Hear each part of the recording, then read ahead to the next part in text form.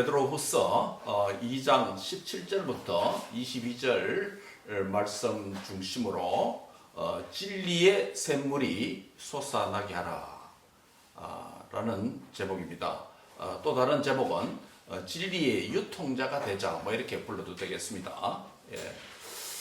이 베드로 사도하고 구약에 쓰는 예레미야 선지자, 신약에 쓰는 베드로 사도, 거짓 선지자, 거짓 교사, 거짓 교훈, 이단 이런 것들에서 가장 많은 가르침을 제공하는 책이고 인물이다라고 할 수 있겠습니다. 구약에서 예레미야 선지자가 25장, 6장, 7장, 8장, 9장까지 거짓 선지자에 대해서 상당한 말씀을 많이 하고 있고, 베드로 사도는 베드로후서를 통해서 이단, 거짓 교훈, 거짓 교사에 대한 가르침을 많이 주고 있습니다. 그런 문맥 안에서 오늘 본문도 계속 이어지고 있습니다. 거짓 교사들이 범죄하는 죄악들이 여러 가지가 있습니다. 그 중에 첫째는 무엇입니까? 하나님의 권위를 부정하고 무시하는 죄악입니다. 우리가 지난주에 10절에서 살펴본 바와 같이 주관하는 일을 멸시하는 것이 이 거짓 교사들의 가르침이고, 또 영광 있는 자들을 비방하는 일을 거짓 교사들이 한다라고 했습니다. 여기서 주관하는 일이라고 하는 것은 무슨 의미냐면 하나님의 권위를 맡은 자들을 가리킵니다. 그리고 영광 있는 자들은 하나님의 권위를 받아서 하나님의 뜻을 위해서 순종하며 살아가는 자들입니다. 이런 주관하는 이와 영광 있는 자들을 이단들은, 거짓 교사들은 멸시하고 무시한다는 것입니다. 그래서 좀 더 구체적으로 말씀드리면, 여기서 주관하는 이와 영광 있는 자들을 하나님께서 지으신 이 창조 세계와 또 다양한 기관들 안에, 즉 하나님의 지으신 가정과 또 교회와 또 국가와 지역사회, 우리 사회 커뮤니티 안에 하나님께서 당신의 뜻을 이루시고 당신의 나라를 임하도록 하기 위해서 효과적으로 사람을 하나님은 세우셔서 일을 하시죠. 그래서 하나님이 가정에서 부모를 세우셔서 부모의 권위를 가지고 자녀들을 주의 교양과 훈계로 양육하는 언약의 부모의 역할을 감당하게 하셨을 뿐만 아니라, 또 학교에서는 교사의 권위가 있어서 배우는 자들을 지도할 수 있도록 했고, 또 국가에는 대통령, 왕, 총리와 같은 여러 통치자들과 또 지방, 주정부의 다양한 공무원들, 위정자들을 세워서 통치를 하게 되는데, 이들이 모든 권위는 누구로부터 왔다? 하나님으로부터 모든 권위가 온다고 했습니다. 그래서 하나님께로서 오지 않은 권위가 하나도 없다고 말했습니다. 인간이 의식하든지 의식하지 못하든지 지상에 있는 권세를 행사하는 다양한 조직과 공동체 안에 있는 사람들이 자신이 인식하든지 인식하지 못하든지 모든 권세와 권위는 하나님께서 주셔야 받을 수 있고, 또 받으면 또 하나님께서 주신 것이다 라는 일이라는 것입니다. 그래서 바로 하나님의 권위를 받은 이 사람들을 멸시하고 비방하는 일들을 하는 일들이 이단들이 하는 일이다. 왜 그렇겠습니까? 하나님의 권위와 권세를 받은 자를 무시해야 하나님을 대적하는 일들을 할 수 있다는 것입니다. 보이지 않는 하나님의 권위를 부정하는 일은 바로 보이지 않는 하나님께서 세우시고 맡기신 권위를 맡은 자들을 무시해야 자신들의 탐욕이 이루어지고 자신들의 논리가 이루어지기 때문에 그렇습니다. 그래서 가정이든 교회든 또 우리가 국가이든 다양한 직분자들, 또 교회의 직분자들, 국가와 또 시민적인 권위를 가진 다양한 공무원들이나 또 가정에서는 부모의 권위도 있다고 말씀을 드렸습니다. 그런데 천사들도 이런 권위를 함부로 무시하거나 비방하지 못하도록 하나님께서 규정해 놨다는 의미는 이런 권위를 무시하는 것이 얼마나 큰 죄악이라는 것을 성경이 다시금 확인시켜 주고 있습니다. 그런데 이단들은 그 일을 대담하게 하고 있다는 것입니다. 그런 경고의 말씀을 하는 것입니다. 그래서 바로 하나님의 권위의 의미와 권위의 출처와 성격을 잘 알지 못하면서 땅에서 권위를 받은 자들을 비방하고 무시하니까 12절 본문은 뭐라고 그들을 표현하냐면 이성 없는 짐승 같은 자다라고 비상식적으로 행하는 것이다 라고 말씀을 하고 있습니다. 그렇게 하는 이유는 아까 말씀드린 대로 자신의 탐욕적인 목적을 이루려면 그렇게 할 수밖에 없다라는 것입니다.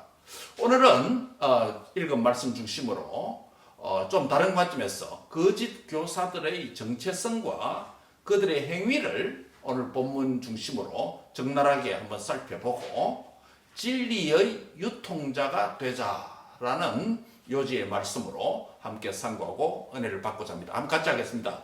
진리의 유통자가 되자. 진리의 유통자가 되자.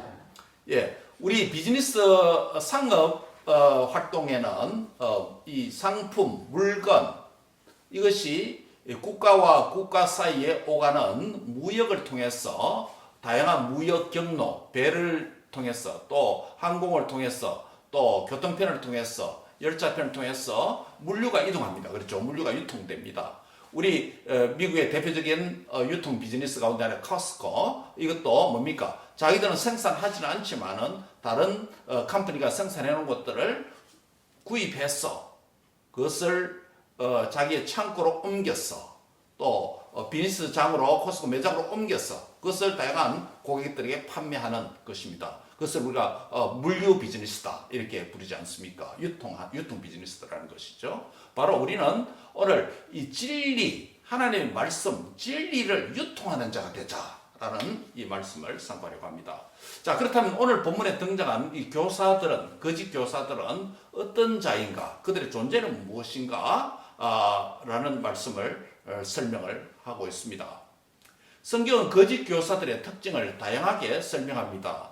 오늘 본문 외에도 한 예를 들면 디모데전서 4장 1절과 2절에 보면 세 가지로 거짓 교사들의 모습을 묘사합니다. 그 첫 번째 뭐냐면 디모데전서 4장 1절 이하에 보면 거짓 교사들은 믿음에서 떠난 자다라는 표현을 씁니다. 이 말은 두 가지가 의미했습니다. 현재 거짓 교사들은 믿음에서 떠난 자라는 이 표현은 그들은 과거에 뭐했다? 예, 믿었던 자들이다. 믿었던 자들이다. 믿은 자들인데 미혹되어서 그들이 믿음을 버리고 배교했다는 것입니다. 그 또 다른 의미는 뭐냐면 처음부터 제대로 믿지 않은 자들이다. 처음부터 믿음에서 원래 떠나 있었던 자들이다. 이런 의미도 될 수 있습니다. 어쨌든 이단, 거짓 교사들, 그들을 정의하는데 디모데 4장 1절에 2절에서 보면 믿음에서 떠난 자다. 믿음에서 멀리 떨어 있는 자다라고 정의를 합니다. 두 번째는 뭐라고 말합니까? 미혹하는 영과 귀신을 따르는 자다. 야, 우리가 이걸 이해하시죠? 지상에서, 우리 이 땅에서 엘리트 교육을 받고 저렇게 스마트한 사람이 어떻게 이단에 우리가 생각하면 너무나도 비상식적이고 비윤리적이고 그런 가르침에 넘어서 속아서 거기서 앞잡이 노릇을 하나라고 우리가 이단들을 바라볼 때 또 뉴스에 볼 때마다 그런 의혹을 많이 갖게 되죠. 그런데 그 이단들은 뭐라고 말합니까? 미혹하는 영과 누구를 따르는 자? 귀신의 가르침을 따르는 자다. 여기 바로 영적 전쟁이라는 것입니다. 그렇죠? 미혹하는 영이 있고 귀신의 역사가 있기 때문에 거기에 딸려간다라는 것을 말합니다. 예, 디모데가 이 1세기 교회로부터 시작해서 21세기까지 주님 오실 때까지 당신의 주님의 몸된 교회 성도들이 살아가는 세상에 거짓 교사 이단들이 많이 등장할 텐데 주님이 오시는 마지막 때 더 많이 등장할 텐데 이들을 정의하는 두 번째 정의가 뭐냐면 미혹하는 영과 귀신을 가르침을 따르는 자들이다 라고 정의를 하고 있습니다. 얼마나 우리가 깨어서 귀신들과 미혹하는 영에 미혹되지 말아야 된다라는 것을 우리가 경계를 받게 됩니다. 마지막 세 번째로 뭐라고 디모데는 말합니까? 자기의 양심이 화인을 맞아서 외식함으로 거짓말하는 자다라고 디모데전서 4장 2절에 그렇게 말씀을 하고 있습니다. 양심이 화인을 맞았다. 우리가 오늘 뭡니까? 요즘 우리 한국 탄핵 정국인데요. 양심에 따라서 판단하고 재판해야 된다라는 이 표현을 공공연하게 사용하고 있습니다. 왜냐하면 믿는 자이든 불신자이건 인간의 가장 존엄하고 정직하고 진지한 한 영역이 있다면 뭐다? 양심이라는 영역입니다. 양심입니다. 그런데 양심이 100% 순수하게 다 정직하고 순수한 것은 또 아닙니다. 그래서 성경에는 양심을 여러 가지로 표현하는데 그 중에 하나가 어떤 양심이 있습니까? 화인 맞은 양심도 있다. 거짓된 양심도 있다. 라고 말씀을 합니다. 양심대로 말하라. 이렇게 할 때 양심이 항상 옳은 것은 아닙니다. 인간의 양심이요. 그리스도인을 예수님을 믿음으로 말미암아 구원받은 양심이 될 때 죄를 지으면 깨닫기도 하고 후회하기도 하고 성령께서 각성하도록 회개하도록 역사하시는 것이죠. 그래서 이단들은 양심이 화인을 맞았어. 양심을 언급할 대상도 못된 정도로 타락했다는 것입니다. 그래서 한마디로 그들은 거짓말하는 자다라고 이렇게 정의를 하는 것입니다. 자, 그렇다면 디모데전서는 이단을 거짓 교사를 이렇게 세 가지를 정의를 했다면 오늘 본문에서는 베드로 사도는 이단을 어떻게 거짓 교사를 어떻게 정의합니까? 첫 번째는 17절에 보면 뭐라고 말합니까? 이 사람들은 물 없는 셈이다 라고 말합니다. 물 없는 셈이고 광풍에 밀려가는 안개고 그들 위하여 캄캄한 어둠이 예비되었다. 이와 비슷한 말씀이 유다서 12절에도 있는데 이 말씀이 확장된 형태가 오늘 본문 17절에 있는 내용입니다. 제가 청년 시기에 성경을 읽으면서 가장 의문스럽고 이해 안 되는 구절들이 몇 구절이 있는데 그 중에 구절이 이 구절입니다. 물 없는 셈이다. 광풍에 밀려가는 안개다. 캄캄한 어둠이 예비되었다. 유다서 12절에도 비슷한 말씀이 나옵니다. 도무지 이해 안 됐습니다. 그때 누가 저를 지도하는 사람이 지도하는 목사님이나 전사님이 성경에 은유적인 표현이 있다. 이 마디 한마디만 해주었더라도 그때 이 고민을 많이 안 했을 텐데 이게 무슨 물 없는 셈, 셈은 셈인데 물 없는 셈. 그럼 이게 또 무슨 의미인가? 상당히 의문을 제가 많이 성경 읽으면서 가졌던 적이 있습니다. 그런데 오늘 본문에서 거짓 교사들을 첫 번째 뭐라고 정의한다고요? 물 없는 셈이다 라고 표현합니다. 이것은 문자적으로 말하는 게 아니고 은유적인 표현입니다. 은유적인 표현입니다. 은유적인 것은 항상 그 의미를 지시하고 나타내는 것이 있다는 것입니다. 그걸 알아야 해석이 되는 것이죠. 여기서 물이 없는 셈이다 라고 했을 때 물은 무엇을 가리키겠습니까?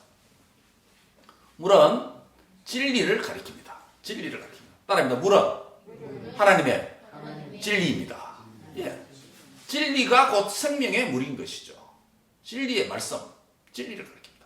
거짓 교사들의 외적인 모습은 물을 내는 셈같이 보일 수 있습니다. 그러니까 따라가겠죠. 사람들이 유혹되고. 하지만 그들에게는 생명을 주는 물, 곧 참된 진리는 없는 셈 구멍입니다.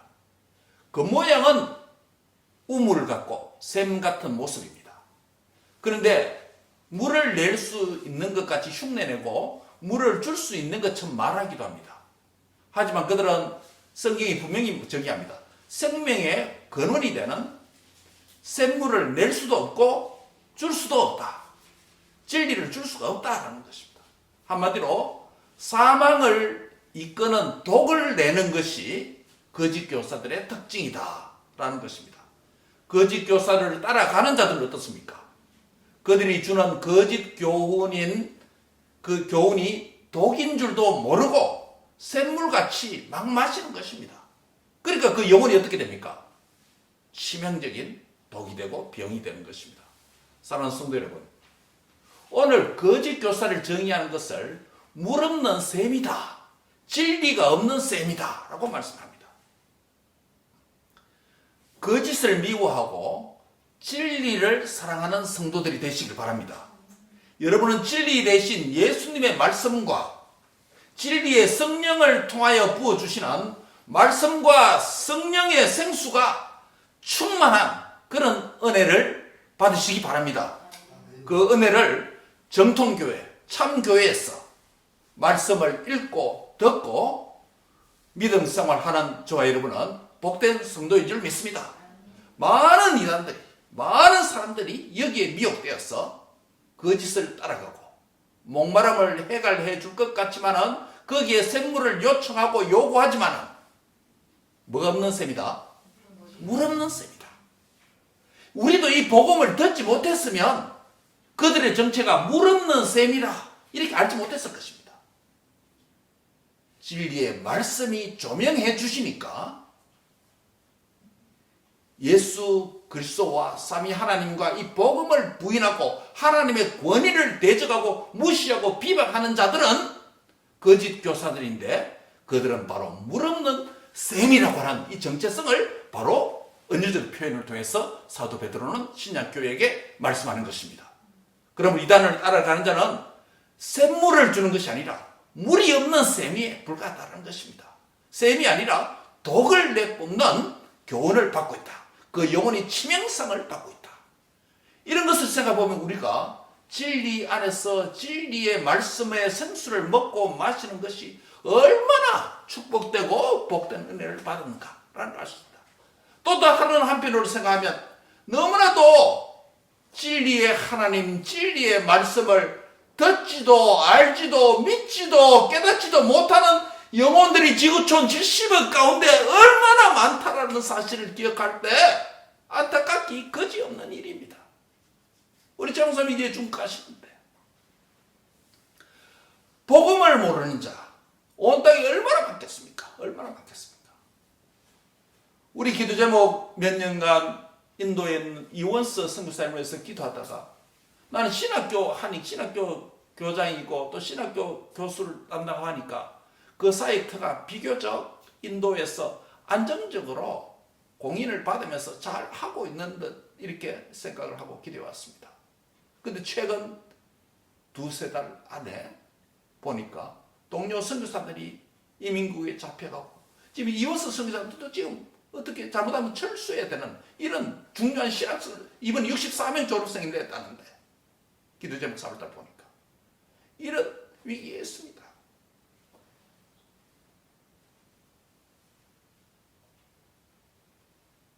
물 없는 샘 구멍에 샘을 달라고 외쳐대는 영혼들이 얼마나 지구촌에 많습니까?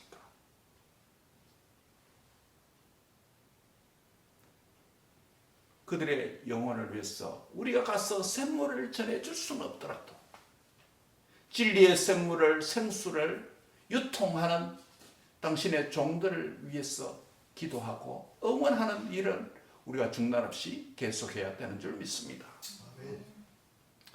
두 번째로 이단을 거짓 교사들 어떻게 정의합니까? 두 번째 은유가 뭡니까? 광풍에 밀려가는 안개다. 이 무슨 말입니까? 저는 이것이 이해 안 됐어. 광풍은 바람이라는 것은 알겠는데 미친 바람같이 소용돌이 치는 바람을 알겠는데 안개도 무슨 뜻이야? 안개인데 왜 사람이 광풍에 밀려가는 안개냐? 청년 시절에 이 구절이 해석이 안 돼서 너무 고민이 많이 되었습니다. 이건 역시 은유적 표현입니다. 거짓 교사들과 거짓 교훈은 광풍에 밀려가는 안개로 은유법을 사용해서 표현하고 있습니다. 은유법은 직설적으로 가리키는 의미가 있다 그랬죠? 무엇을 가리킵니까? 그러면 이 은유법에 나타나는 이 단어들의 속성을 잘 이해해야 됩니다. 안개 자체는 무엇입니까? 안개 자체는 항구적으로 그 장소에 있는 현상입니까? 아닙니다. 안개라고 하는 것은 있다가 없어지는 덧없는 이미지를 전달하는 매체입니다. 그리고 그 안개는 광풍을 따라서 공기의 이동에 따라서 바람에 따라서 움직이고 밀려가는 존재입니다. 이에서 광풍에 밀려가는 안개는 그러면 직설적으로 무엇을 의미합니까? 비진리로 거짓으로 미혹하는 거짓 교사들을 가리키는 은유적 표현입니다. 거짓 교사들은 세상의 바람과 유행에 따라서 새로운 것을 자꾸 만들어내고 창안해서 사람을 미혹하는 도구로 끼에 솔깃하도록 그렇게 합니다. 성경에 없는 계시 진리도 아닌데도 진리로 만들고 내는 것이 전형적인 거짓 교사들의 방식입니다. 반면 진리는 유행을 타지 않습니다. 따라합니다. 진리는 유행을 타지 않습니다. 믿습니까? 진리는 유행을 타지 않습니다. 비진리는 언제나 유행을 따르는 경향이 있습니다. 끝없이 교리를 자꾸 수정해야 됩니다. 이번 주에 한 뉴스를 보니까 통일교회 대표가 누구였습니까? 문선명. 지금 살아있습니까? 죽었습니까? 예, 죽었습니다. 그 와이프가 누굽니까? 예, 한학자입니다. 한학자. 그 이화여대 졸업했습니다. 지금 할머니 아닙니까? 한학자 결혼했습니까? 안 했습니까? 했죠. 누구예요? 문선명이만 결혼했죠. 그리고 문선명은 아버지고 자기는 어머니라고 부릅니다. 어머니라고 호칭까지 썼습니다. 물론 육신의 자녀들도 있습니다. 그들의 통일교 교리 안에서도 어머니라는 표현을 사용해왔습니다. 한학자는 어머니다. 그 자기 종교 안에서. 그런데 지금 할머니가 돼가지고 자기 남편 문선명이 죽은 이후에 그를 따르는 수많은 거짓 교사들과 미혹된 거짓 교인들을 유지해야 되니까 교리를 수정합니다. 무슨 교리를요? 지난주 뉴스에 나왔습니다. 한학자 자신을 뭐라고 수정하느냐면 동정녀다. 동정녀가 뭡니까? 동정녀는 남편 없이 생물학적으로 남자의 정자 없이 여성만으로 아기를 출산할 수 있는 그 동정녀 예수님, 마리아에게서 예수님 태어났다고 저는 고백하지 않습니까? 지금 한학자를 동정녀라는 레벨에 올리고 교리를 수정하고 있다는 것입니다. 말이 됩니까? 문자적으로도 통일교회 어머니라고 어머니 호칭을 사용했습니다. 실제로 문선미가 결혼해서 자녀들이 있습니다. 후계자들 자녀들이 있습니다. 그런데 동정녀라는 표현을 씁니다. 신천지도 마찬가지죠. 14만 4천 많이 회자된 표현이지만은 신천지가 14만 4천만 되면 전도 그만하고 주님 오신다 했습니다. 너무 열심히 하다 보니까 14만 4천을 오버했습니다. 그런데 그 숫자를 다시 수정했습니다. 이단은 이와 같이 시대와 문화와 그들의 전도의 추이에 따라서 교리와 가르침의 현상에 맞게 점점 수정하고 바꿉니다. 한때 우리 한국에 불건전한 말세론자들이 뭡니까? 예수님이 몇월 며칠에 뭐한다? 재림한다. 재림 날짜를 받았습니다. 그날 되었습니다. 그 재림을 보기 위해서 사람들이 재산을 팔고 이단들이 주가는 그곳에 다 모입니다. 생활 학생들 학업도 포기하고 다. 얼마나 사람들이 미혹되어 갔습니까? 그날이 왔습니다. 어떻게 됐습니까? 주님 재림했습니다. 공중에 와 있습니다. 자, 점점 그들의 말에 부도가 나니까 말을 시건합니다. 했던 말을 다시 먹어버립니다. 그리고 교리를 수정합니다. 이게 거짓 교리이기 때문에 그렇습니다. 따라합니다. 진리는 유행을 타지 않습니다. 네, 진리는 그겁니다. 그래서 점점 이단들은 새로운 것, 신선한 것, 그러니까 말은 새로운 것, 신선한 것인데 다시 말하면 유행을 따라 바꾼다는 것입니다. 그러나 진리는, 비진리는 거짓은 새로운 길, 신선한 길을 추구하지만은 진리라면, 생명의 길이라면 새 길이 아니라 옛적 길을 추구합니다. 그래서 예레미야 6장 16절에 보면 진리의 길, 생명의 길을 뭐라고 부릅니까? 옛적 길이라고 표현합니다. 옛적 길이 무슨 길입니까? 언제 길입니까? 바로 예레미야 시대 때 거짓 교사, 거짓 선지자, 거짓 가르침이, 거짓 예언들이 많이 난무했는 상황에서 거짓 선지자들은 새로운 것을 주장합니다. 그러나 예레미야는 뭡니까? 아니다. 생명의 길, 옛적 길, 진정한 하나님의 길은 새 길이 아니라 옛적 길이다. 옛 길을 가야 된다. 그 옛 길이 뭡니까? 모세가 주었던 신의 산에서 하나님을 받았던 그 율법을 말씀을 대로 삶을 교정하고 회개하고 율법의 길을 말씀의 길을 회복 진리의 길을 회복해야 된다. 진리는 옛적 길이 돼야 된다는 것입니다. 안 바뀌기 때문에 진리는 바뀌는 것은 자꾸 새 길이 필요한 거죠. 그러나 진리는 안 바뀌기 때문에 옛적 길이 정통인 것입니다. 믿습니까? 예, 그겁니다.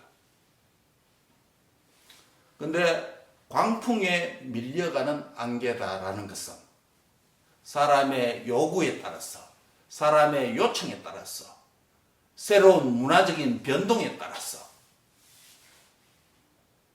광풍에 밀려가는 안개처럼 자꾸 바뀌고 수정한다는 것입니다. 사랑하는 성도 여러분, 저와 여러분은 옛적 길, 곧 진리의 길로 행하는 자인 줄 믿습니다. 옛적 길이 어떤 길입니까? 옛적 길은 좁은 길입니다. 옛적 길은 세상 사람들이 찾지 않는 생명의 길입니다. 옛적 길, 곧 진리와 생명의 길을 열정적으로 추구하고 걷는 자로 살아가시기 바랍니다.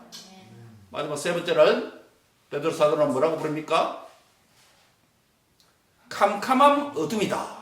The gloom of darkness. 캄캄한 어둠이다. 정의합니다. 거짓 교사에 대한 마지막 세 번째 언주적인 표현은 캄캄한 어둠이라는 것입니다. 이 표현은 거짓 교사들의 결말에 대한 표현입니다. 캄캄한 어둠이라는 이 표현은 거짓 교사들을 자신들을 가리키는 표현이기도 하고 그들의 마지막 운명에 대한 표현이기도 합니다. 그들이 캄캄한 어둠일 뿐만 아니라 그들의 미래의 마지막이 캄캄한 어둠에 빠지게 될 것입니다. 그들은 진리의 빛을 처음부터 등지고 있는 자들이기 때문에 그렇습니다. 그래서 그들의 미래 운명이 캄캄한 어둠이다. 유다서 13절에도 나타납니다. 이 유다서하고 베드로후서하고 잘 연결해서 읽어야 됩니다. 유다서 13절에 보면 영원히 예비된 캄캄한 흑암으로 돌아가는 유리한 별들이 될 것이다 라고 그렇게 표현합니다. 굉장히 어려운 표현이죠. 근데 본질은 마찬가지입니다. 이단들의 운명이 캄캄한 흑암이 준비되어 있고 그들이 유리하는 방황하는 별들처럼 될 것이다 라고 예언을 하고 있습니다. 즉 하나님의 당할 심판을 하나님 앞에 당할 심판을 묘사합니다. 여기서 캄캄한 어둠은 빛이신 하나님의 은혜와 긍휼을 전혀 기대할 수 없는 무적행 지옥을 가리킵니다. 지옥 가리킵니다. 이단들은 지옥에 분명히 확실히 갈 것입니다. 캄캄한 어둠은 영원한 멸망과 심판을 의미하는 표현입니다. 사악한 자들의 거짓 교사들의 종말론적인 운명을 말할 때 전형적으로 사용되는 표현입니다. 이 표현은요. 그들에게는 캄캄한 흑암의 어둠이 그들의 마지막이 될 것입니다. 이것이 심판입니다. 거짓 교사들과 거짓 교훈들에 대한 캄캄한 어둠 그리고 영원한 어둠 그 지옥의 심판이 확실하게 예비되어 있다는 것을 여러분 확신하시기 바랍니다. 그래서 우리는 절대로 유단에 빠지면 안 된다. 유단에 빠진 자들은 너무나 안타깝게 불쌍히 여기고 하나님의 진리를 모르는 자들에게 복음을 전하고 기도해주고 불쌍히 여기고 우리가 살아 숨쉬는 동안에 할 수 있다면 주님을 믿지 않는 이웃들, 가족들, 영혼들 바라보면서 하나님의 어두운 캄캄한 무적행에 빠지기 전에 기회 있을 때마다 진리의 빛의 생명의 길을 전하였어. 우리도 함께 옛적 길인 생명의 길, 좁은 길로 함께 가자라고 권면하는 사랑하는 성도들 다 되시기를 축원합니다. 어두운 세상에서 캄캄한 세상에서 우리는 밝은 진리를 누리고 진리를 즐거워하고 진리를 선포하는 진리의 자녀들이 되기를 주의 이름으로 축원합니다. 오늘 더 하려고 했던 말씀이 여기에 맺어야 되겠습니다. 오늘은 거짓 교사들의 존재가 무엇인가, 그들의 being 문제, 그들의 정체성, 아이덴티티, being의 문제에 대해서 세 가지 말씀을 드렸습니다. 다음 주 이어지는 말씀은 거짓 선생은 무엇을 행하는가, doing의 문제를 계속해서 이어지는 말씀을 전하려고 합니다. 말씀을 맺습니다. 오늘 베드로 사도는 거짓 교사들이 마지막 때 일어날 것인데, 구약에는 거짓 선지자들이 일어났고 신약에는 우리 시대에는 거짓 교사들이 일어날 텐데, 거짓 교사들의 세 가지 정체성을 은유적인 표현으로 세 가지 말했습니다. 첫째 뭐라고요? 물 없는 셈이다. 역설적으로 이 말은 참된 성경적인 신앙을 가진 저와 여러분은 물 없는 셈이 아니라 물 있는 셈을 먹고 마시는 복된 자인 줄 믿습니다. 예, 물 있는 셈, 물 없는 셈에 이단들은 빠져 있다. 두 번째로 정체성이 뭐라고요? 광풍에 밀려가는 안개다라고 말했습니다. 이건 무엇을 말합니까? 안개는 바람에 따라 움직이는 것처럼 거짓 교사들이 가르치는 거짓 교훈들은 시대와 문화와 사람들의 요구와 그들의 형반 처지에 따라서 점점 바뀌고 수정하는 결정적인 존재를 가지고 있다. 한마디로 말하면 이것은 뭐가 아니다? 진리가 아니다는 것을 증명하는 거예요. 반증하는 게 결국은요. 진리는 뭐다? 예측길이다. 진리는 유행을 타지 않는다. 아무리 세상 바람이 거세게 불더라도 예수님을 믿지 말라고 박해하고 개인과 가족과 국가기관이 법으로 정하고 기독교를 박해한다 할지라도, 믿지 말라고 신앙을 박해한다 할지라도 진리를 품고 있는 자는 거기에 흔들리지 말아야 된다. 그게 진리입니다. 그게 진리입니다. 그게 진리를 믿는 자입니다. 바른 진리를 갖고 있기 때문에 우리는 예적 길, 생명의 길, 좁은 길로 계속 가야 되는 줄 믿습니다. 마지막 세 번째는 뭐라고요? 캄캄한 어둠이다. 거짓 교훈과 거짓 교사들 자체가 캄캄한 어둠이다. 왜? 빛 대신 진리를 등지고 있기 때문에, 하나님 권위를 무시하기 때문에, 영광 있는 자를 무시하기 때문에, 그리고 그들의 운명도 뭐다? 캄캄한 흑암의 지옥에 들어갈 것이다 라는 굉장히 강한 경고를 하고 있는 것입니다. 사랑하는 성도 여러분, 저와 여러분은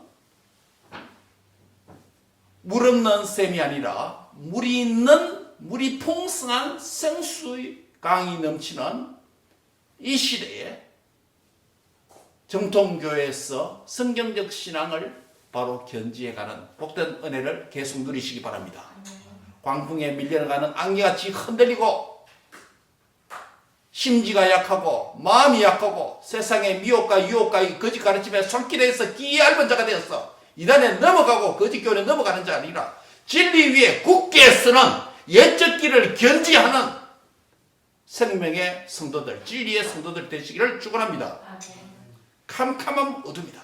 마지막 운명에 대한 말이고 그들의 현 존재에 대한 거짓에 대한 정체성입니다. 거짓의 정체, 어둠의 정체성이다.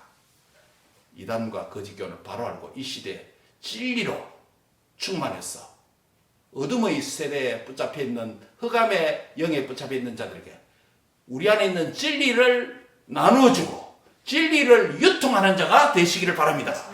진리의 말씀이 우리 안에 머물고만 있으면 고인물이 썩는 것처럼 진리의 말씀을 계속하고 읽고 듣고 묵상함으로 우리 안에 있던 진리가 점점 새롭게 되고 점점 밝히 이해되고 깨달아지는 은혜가 있기를 바랍니다. 시편 63편 보면 다윗이 유대 광야에서 대적에게 쫓길 때 지은 시 가운데 한 구절을 소개하고 설교의 결론을 맺고자 합니다. 지난 금요일에 주신 말씀이죠. 다윗이 유대 광야에서 63편 3절입니까? 몇 절입니까? 그 침대들을 위해서 광야에 지내면서 침대들이라고 하는 복수를 썼습니다. 히브리어 단어는요. 이 말은 뭐냐입니까? 왕궁에서 자기의 전용 침대 단수가 아니고 광야를 도주하면서 헤매면서 척박한 땅에서 오늘은 바위에서 자고 오늘은 내일은 풀 위에서 자고 모레는 동굴 안에서 자고 뭐 이런 여러 가지가 있겠죠. 그 침상 위에서 침대들 위에서 누구를 기억한다? 주를 기억한다는 표현이 있습니다. 그러면서 원문에 없는 개역성경 새벽에라는 표현을 썼으나 원문에 뭐라고 했냐면 한 경점에, 이 말은 더 의역하면 밤의 한 경점에, 그 침대들에게 자면서 밤의 한 경점에 무엇을 묵상한다? 예, 주의 말씀을 묵상한다. 원문의 말씀이 아니고 주를 묵상한다 되어 있습니다. 다시 이 말은 무슨 말이냐면 유대 광야에서 쫓기면서 안정되고 평안한 침대도 아닌 여러 가지 다양한 자연에 있는 도피 여정에서 잠자리에 눕게 되는 그 침상들마다 주님을 기억하는데 그 기억의 매체, 기억의 대상이 뭐라고요? 주님의 말씀, 주님 자신을 조용히 엎조린다 해놨는데 그 엎조린다 표현이 뭐냐면 묵상한다는 표현이에요. 다시 말씀드리면 기독교 사고 행위, 기독교 생각하는 행위가 여기서 나타납니다. 모든 종교는 생각이 너무나도 중요한 행위이기 때문에 다 저 나름대로 생각하는 행위가 있습니다. 불교에 생각하는 행위, 사고 행위는 뭐죠? 참선합니다. 참선함으로 그들의 부처에 이르도록 하는 덕도하려고 하는 그런 불교의 사고 행위는 선입니다. 참선입니다. 인도에 사고 행위가 있습니다. 뭡니까? 요가입니다. 요가를 통해서 명상입니다. 명상행위입니다. 기독교는 타락한 기독교가 한때 뭡니까? 카톨릭의 영향을 받아서 무슨 행위? 관상행위, 관상기도라는 표현을 써서 했습니다. 그러나 기독교의 성경적 사고 행위는 뭐다? 묵상입니다.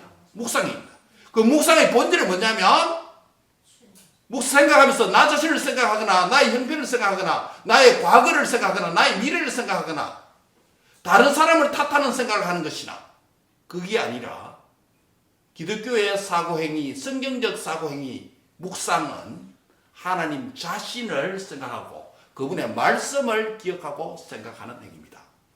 그리할 때에 내 안에 주님이 거하고 내가 주님 안에 거해서 진리가 내 안에 내가 진리를 행하는 거룩한 백성이 되는 줄 믿습니다.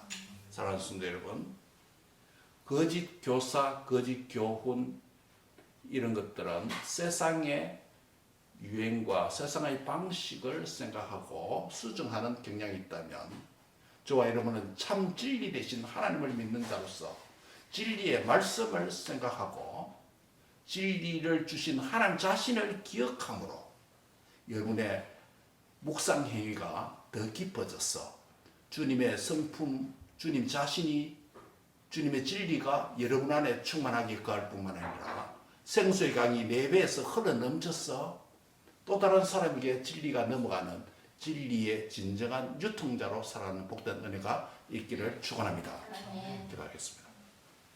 걸어가신 주님 감사합니다. 거짓이 많은, 탐욕이 많은 거짓 영과 귀신들이 역사하는 이 땅에서 미혹의 영이 역사하는 이 땅에서 바른 진리의 복음을 들을 때 믿어지도록 성령님이 역사해 주신 은혜 감사합니다. 오늘 수많은 사람들이 믿음에서 떨어져서 믿음에서 멀어진 자로 살아가는 자들이 많은데 우리에게 진리의 성령님을 통해서 진리의 말씀을 듣고 믿을 수 있는 은혜를 주심을 감사합니다. 진리로 충만하고 거짓에게 속한 자들에게 진리를 나누어주는 진정한 진리의 유통자로 승리하는 성도들 되도록 축복하옵소서. 예수님의 이름으로 기도합니다.